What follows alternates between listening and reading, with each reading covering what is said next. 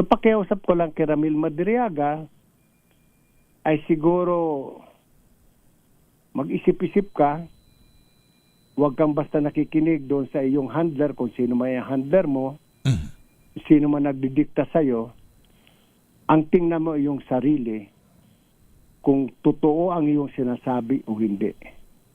Ngayon, kung sa tingin mo, ang mga sinasabi mo ay totoo, siguro patingin ka sa psychiatrist, you might be suffering already from delusional nakakaroon ka na siguro ng delusions dahil sa pagkakakulong mo. Kaya naniniwala ka na yung mga sinasabi mo ay totoo. Pakiusap ko lang sa iyo, Ramil, pakabait ka lang dyan sa kulungan, matuto ka magdasal, matuto ka magsabi ng totoo. At matuto ka magsabi doon sa nagdidikta sa iyo na tigilan na yung masama. Bagong buhay ka.